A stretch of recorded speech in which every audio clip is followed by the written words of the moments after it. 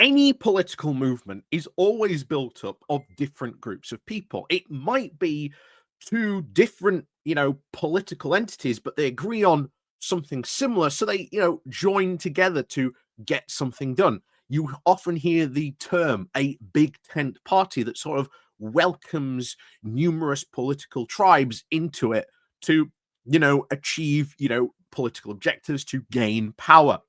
Now, ultimately, the MAGA movement was a movement started off really as like the Tea Party movement. If you remember all the way back to the Obama era, where it originally sort of came from, Trump saw that very much so as an opportunity to really grab something where no other Republican had really seen that or taken that opportunity. Because if you remember back to that time, the Republicans and the Koch brothers in particular lost control very, very much so of that movement. It became its own thing, a monster that they could not control, which has sort of given birth to many ways the insanity and the craziness and almost the reality denial you see of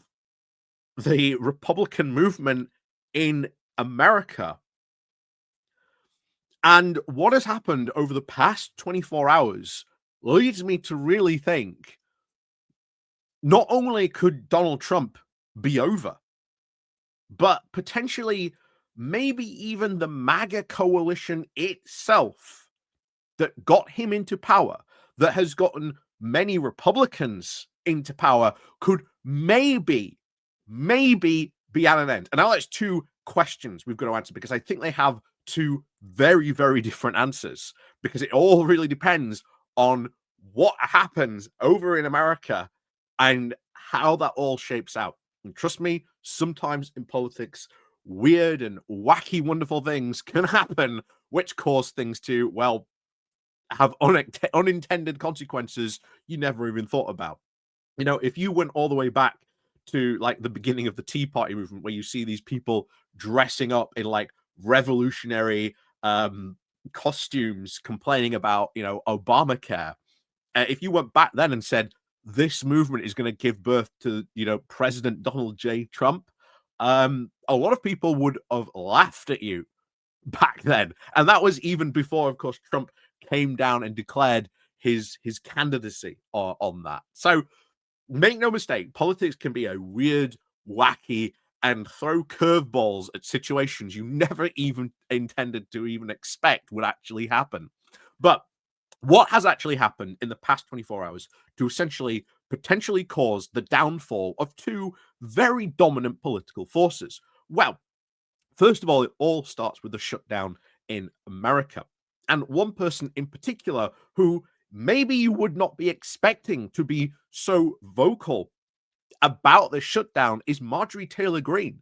Now, she is a character that we have occasionally talked about on this channel, but she has always been absolutely Trump's number one cheerleader, the biggest star of like the MAGA movement, probably next to like Donald Trump. But she has gone on air and defended Trump for some wild and crazy stuff. And this is Marjorie Taylor Greene we're talking about, a woman who could say God knows what, but comes out with her own incredibly insane, crazy stuff as well. But this shutdown has driven a wedge, a massively unexpected wedge, right in between not only her and Donald Trump, because she has been talking about, why are we having this shutdown? The shutdown is pointless. You need to come to a deal. You need to get, this place working again. We need to be in there passing the MAGA agenda. Why is we doing this?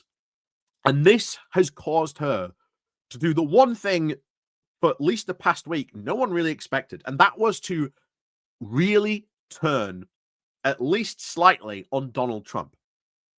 Saying, I don't know what he's doing. He's being a complete, fool about this. He needs to be doing this, this, and this. That given how she has been in the past, like the biggest supporter of like anything Trump has done. Trump tariffs Penguin Island. Oh, hell yes. Marjorie Taylor Greene is like right there, first in the queue to defend that decision because those penguins deserve to be tariffed. That's how crazy and how supportive she was of Donald Trump. So you have to understand her doing this, her saying this is incredibly unusual. And then Donald Trump throws her under the bus, saying that, oh, she's just upset that she can't run for governor or that she can't get into, I think it was Congress, I think, because I think she's a member of the House. Again, you'll have to excuse me, I'm not 100% familiar with the American system. And they are like, she'll never do it without my support. She can't do it, without me. I'm like the magic ingredient. But meanwhile, we've just had some incredible elections in America that have elected some very, very unexpected candidates, from Zoran Madani in New York right through to the Seattle mayor, because there was a lot more elections than just Zoran Madani going on in over there. People, of course, focused a lot on the New York election, but there were a heck of a lot more. But Democrats swept the board that night. And a lot of people got elected no one ever thought would ever get elected. And of course, Trump went out and said, well, if only I was on the ticket, I would have won.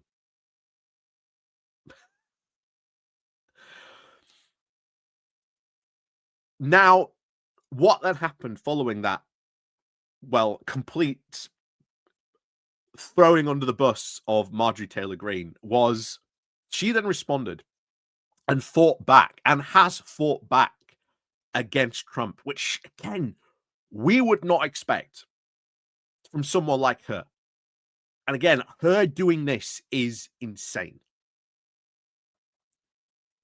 This would be like Nadine Dorris suddenly turning on Boris Johnson after all the love and attention she has, piled onto Boris all of those years.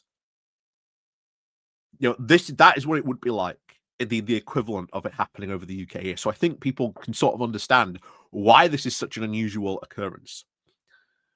But she has done the one thing that I think has really affected Donald Trump. He's called him out of touch. That Trump is now out of touch with the American people. And now this starts to ask a lot of questions, because you've got the whole Epstein thing going on, where Republicans are now weighing their options about all this, about Trump. We are, a lot of Republicans are going to certainly be outlasting Trump. And they don't want the question to be, when maybe they're running for different offices in a couple of years, how did you vote on this Trump Epstein thing when, all that came out? So now there's a lot of Republicans, as I've said, in 2027 would be considering life after Trump. This now seems to have fast forwarded to today, that lots of Republicans are now considering life after Trump. Marjorie Taylor Greene seems to now be a new catalyst. And dare I even think about it, or dare I even say it, could this be the point where we look back in a couple of years and we go, oh, bowler hat man, you fool, that's never going to happen. A couple of years later, you're like, oh my God. Are we potentially looking at President Marjorie Taylor Greene?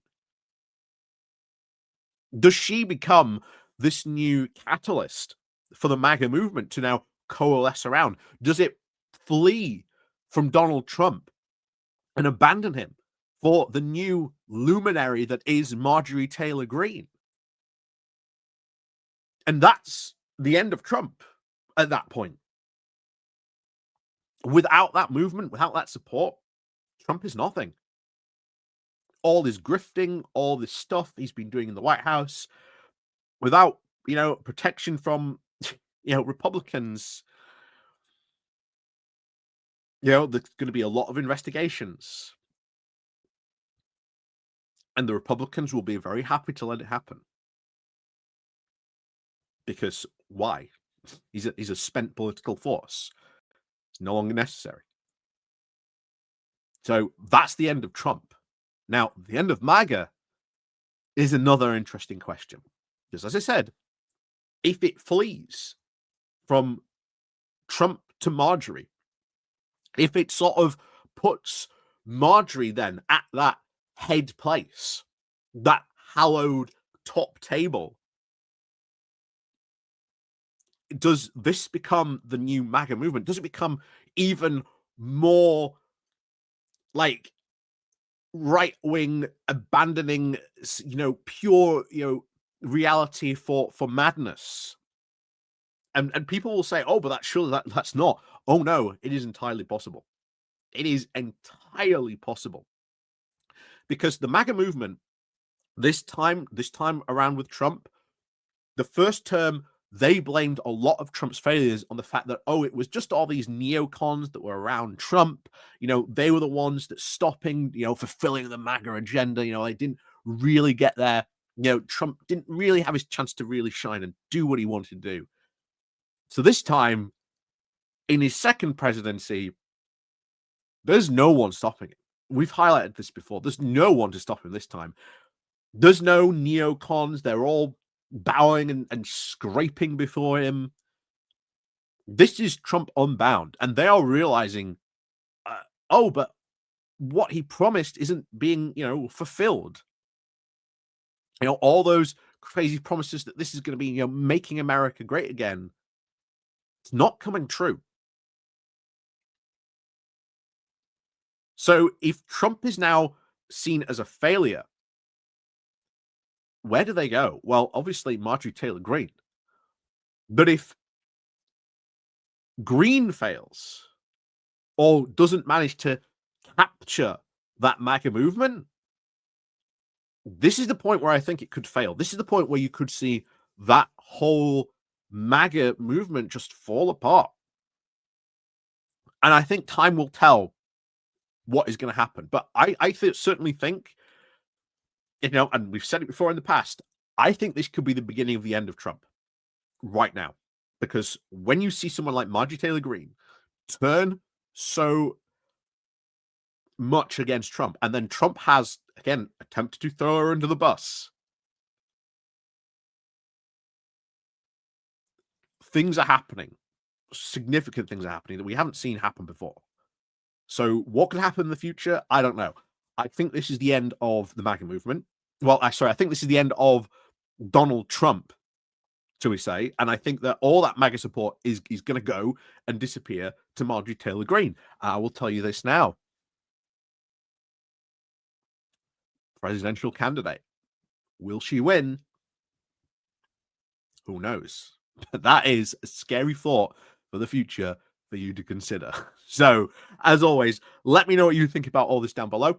Again, links down below, the Patreon page, the Buy Me Coffee link, where you can buy me coffee, the YouTube thank you button, and of course, as always, there is the YouTube membership down below as well. And of course, as always, see you all next time.